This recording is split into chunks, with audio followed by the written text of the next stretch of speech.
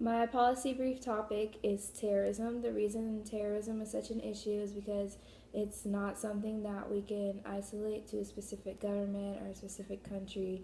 It is different groups of people that are finding common hatred within America and within different issues surrounding Western culture and Western ideals. And they're committing acts of just heinous violence based off of that common hatred. Um, it's something that I have a 3-step proposed policy to be able to combat. The first step includes changing domestic attitude and perception towards the issue of terrorism. Um, Here in America, people relate terrorism back to the religion of Islam more often than not, and it's important that we separate those two because even though groups like Al Qaeda and ISIS will claim to be Muslim, they're not practicing Muslim religion, and it's not fair to that religion. It's not fair to the people who do peacefully and respectfully practice the religion. And even outside of the context of terrorism, it breeds a culture of hate and prejudice here within our own nation.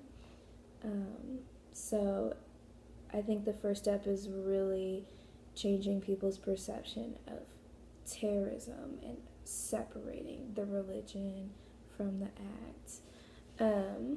The second step includes repealing the 2001 authorization for the use of military force.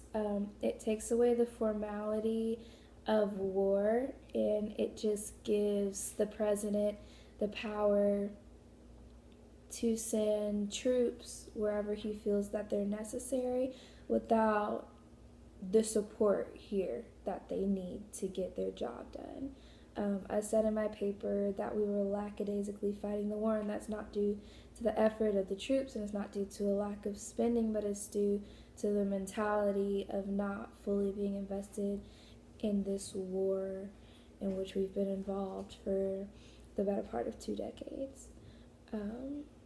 It needs to be an all or nothing type of thing. It needs to be Congress that declares the war, and we can't just have it sitting on the back burner because that's giving more time for these terrorist groups to mobilize and recruit, and it's proven itself to not work for 15 years now.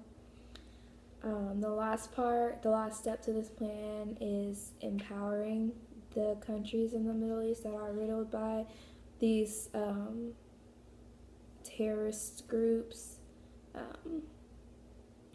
I think we really have to raise them up and give them the power and the opportunity to be able to rid themselves of this problem. I feel like we as Americans, while we can preach and we can support and we can provide funding and arms, we can't do everything. And I think it's our job and the job of the entire United Nations to help these countries